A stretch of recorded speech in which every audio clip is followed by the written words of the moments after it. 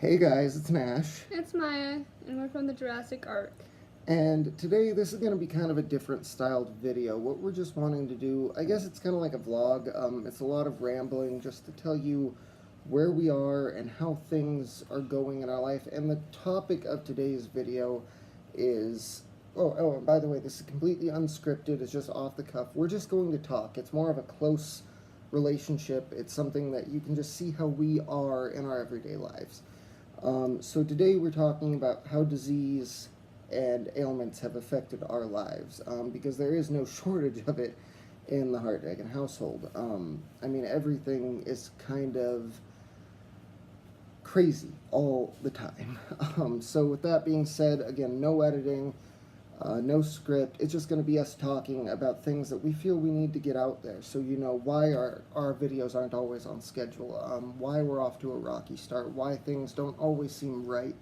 When I guarantee you they are.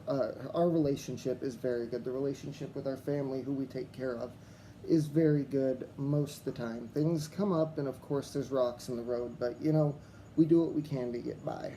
Is there anything you want to say, or do you want to start? Mostly, everybody has their own problems, and, we're not really any different from the everyday person.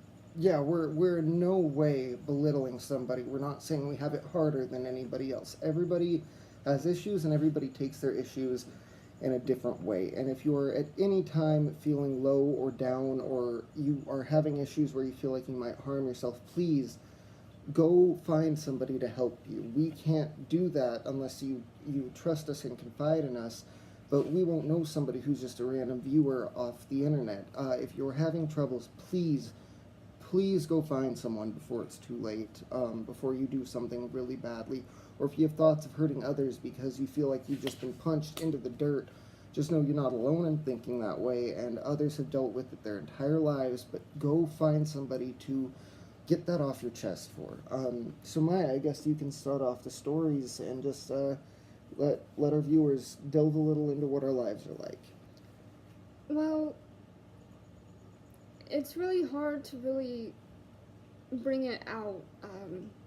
Everybody has a different, and Well, let's start at the beginning for you. Let's start with what ailments you had, making it difficult for your life to go forward. Back way before we met. way before. Well, I was born with a birth defect that caused my facial features to not fully develop. It's called hemifacial microsomia, and if you can kind of notice how my cheekbones and my jawbone isn't completely symmetrical. This one's more rounded, while this one is more square. I also was born without an outer ear or an inner ear. Middle ear, no ear at all. I can't hear. I had a lot of surgeries. I'm thinking about 12 in total. It's made my life very, very difficult. Not to mention when she was very, very young, her father passed away tragically. Yeah. So that also, can be troublesome. People can be affected by that their entire lives. People should be affected by that their entire lives. And the reason we're talking about that, you'll say, oh, that was so long ago. Why are you saying that affects you now? The bullying from having a birth defect, it can affect you your whole life. Not being able to hear out of half of your head, I don't even know how that would be like. That would be so difficult. And yeah, she has a hearing aid and everything, but it would be so hard to be classified as not normal when everybody your whole life has told you you aren't. And knowing that, I assure you, isn't exactly the easiest thing. Anything you want to add to that? With the bullying that I've had through the years and years and years, it's taken a toll on me. It really has. Several years ago, I was feeling down in the dumps. I was thinking about hurting myself, thinking about killing myself even. And, my mom thankfully realized that I was having so much trouble, and she bought me my first horse. And, that being an equestrian has transformed my life to a whole different level. Yeah, absolutely. Animals can be a great escape route. By the way, this video is what we're shooting for 15 to 17 minutes, so it's a little bit of a longer video. Alright, so now for my side of things, and this is where things get crazy. My family has nothing but help. We're a walking, talking medical case, basically. 9 years ago, almost to the day, my older brother was diagnosed with a disease called Marburg variant. And this disease ravages your brain and your spine, which rendered my brother, who was, the person I looked up to my entire life, he is quadriplegic, and all his mental faculties have been destroyed from this disease that lesions most of the areas of your brain and your spinal cord. He's the only person to ever live past 6 months with it, and normally it's diagnosed at death. He is now to the point to where he has movement in both legs and both arms and somewhat decent mental faculties. He basically has the mind of a 1 or 2 year old. He's come a long way, but that was so hard to adjust to. He was somebody I looked up to, and he got one of the most rare and fatal diseases on the planet, but I'm just thankful he's still with us. Now let's go to my father.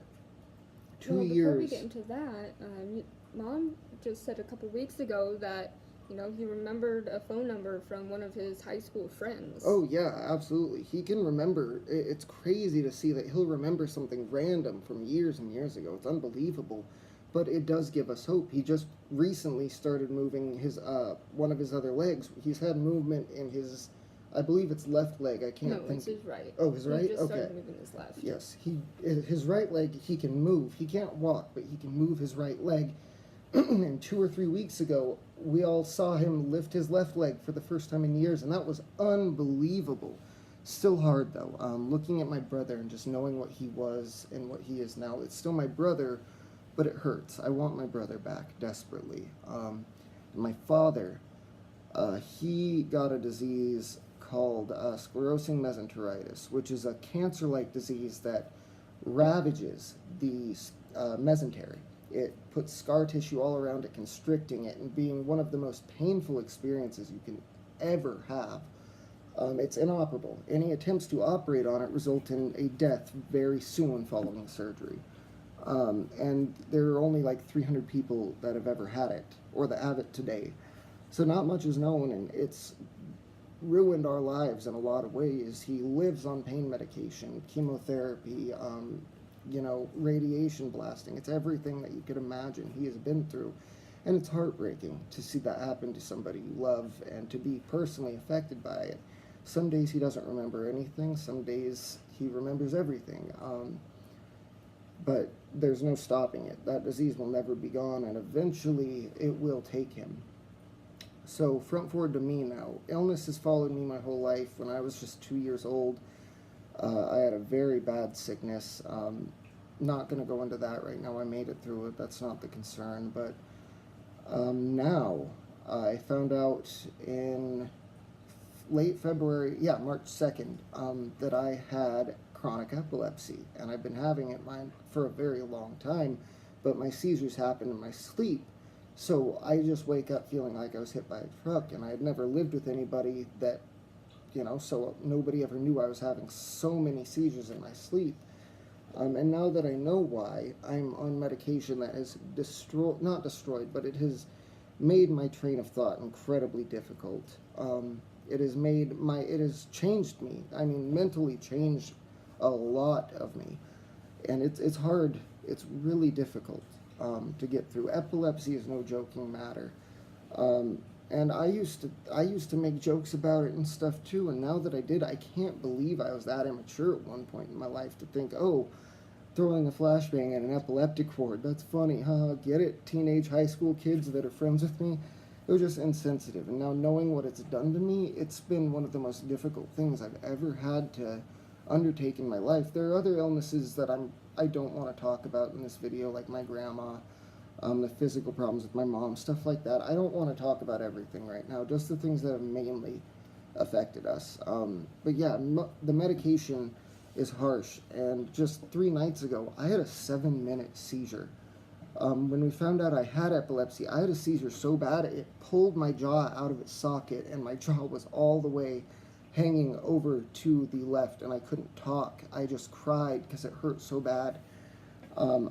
It's scary. Seizures are incredibly scary. I mean, Maya, how is it to watch me have a seizure? What is it like mentally for you? Because she is my guardian. She does not my guardian, but my guardian angel. She's been the best, most amazing woman in the universe that I could ask for, and every step of the way she's gotten me through it. But what is it like for you?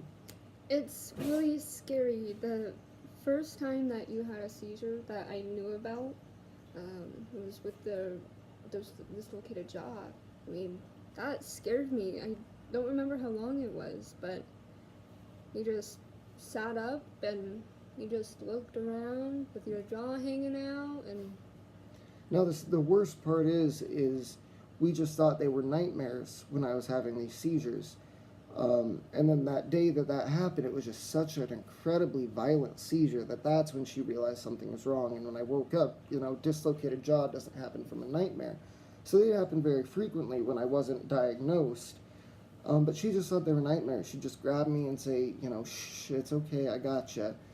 And then came that faithful day that we'll always remember. And how is it going forward, though, for you? What's it been like? you've had a couple medications that had really put me down, like Don't mention any medication names on here. I've had medications that have made me mean, depressed, suicidal at some points. The one I'm on now hasn't had any of those effects. I actually feel very upbeat. Problem is I sleep for 12 to 18 hours a day. I can't keep my eyes open. That's why videos haven't been coming out on time, mainly. But yeah, sorry, I didn't mean to interrupt you those times. I just wanted to let them know everything in my head. Yeah. Go ahead.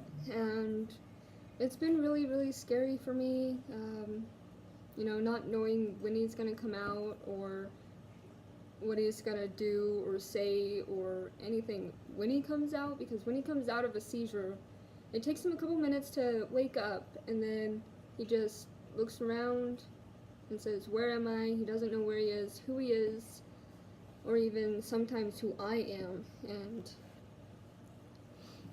just the other night, when he had that big long seizure, he was out of it for about 30 minutes, just not knowing anything.